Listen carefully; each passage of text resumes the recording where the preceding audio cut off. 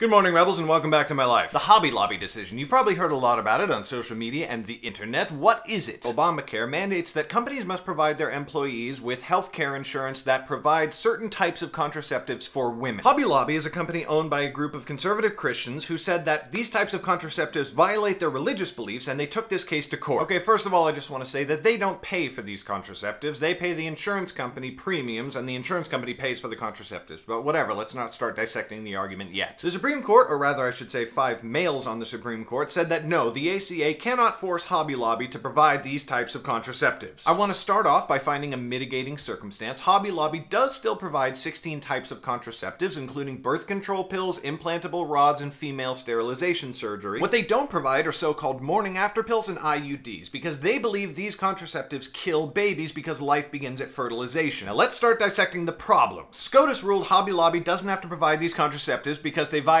closely held religious beliefs on the part of the corporation. Closely held beliefs? For their retirement plan, Hobby Lobby invests in companies that provide these types of contraceptives, so clearly they can't have that big of a problem with it. So it seems that they're totally fine making money off of these contraceptives just so long as nobody in the company is using them. But pay attention to that phrase, closely held religious beliefs on the part of the corporation. On the part of the corporation. On the part of the corporation. I'm sorry, the corporation does not hold religious beliefs. It just doesn't. I know this is symptomatic of Citizens United, but it's still BS. Those religious beliefs belong to the CEO and executives of Hobby Lobby, and they wouldn't be the ones paying for the contraceptives. The company would. See, the way a company works is the employees do their jobs and bring in money, and then the financial department redistributes that money to payroll and overhead, including health insurance. So what the executives appear to be trying to say is that the instant that money hits the cash register, it belongs to them, and only they can choose how to distribute it because ownership begins at profit, I guess. It's tempting to think simplistically and say that Hobby Lobby just wants their employees to pay for these contraceptives with their own money. But the money going into their health insurance is their own money. It is part of the compensation that they agreed to when they signed up to work for the company, and the company doesn't get to dictate how they spend their paychecks, does it? This brings us to the most troubling part of the Supreme Court decision. Lots of people have been up in arms about what this could mean for the future, that Christian Scientist CEOs could prevent their employees from access to blood transfusions or any medical care, really, or that Muslim CEOs could prevent their employees from getting an alcohol swab before an injection or an operation, which is a bit of a stretch, but you see where we're going with this. But while everyone's concerned about how that could happen in the future, in a weird way, I'm a little more disturbed that it didn't happen now. Because when the government does pass laws concerning religion, such as tax exemption or no religious displays in schools, they use a one-size-fits-all approach. In other words, all religious organizations have to follow the same rules. But that hasn't happened here. What happened is that the Supreme Court said that only Christian CEOs can prevent their employees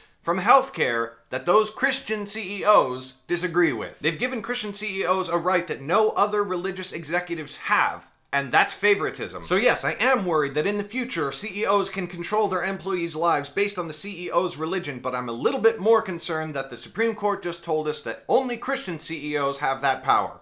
For now. Sorry for the depressing video, Rebels. Tomorrow I want to talk about something happy, so why don't you give me some ideas for that in the comments below. In the description, you'll find a link to the entire Supreme Court decision. Please do read it so that you can make your own decisions about this. This is just my opinion. I will see you tomorrow. Bye. Do the good stuff, like and subscribe. And if you want to support the free YouTube channel, my free podcasts, and my free books, you can become a patron at Patreon. You can give as little as $1 a month and get all kinds of exclusive prizes like awesome YouTube videos that nobody but you gets to see. If you want to do that, click on the orange button below. Thank you for your awesomeness. I'll see you next time.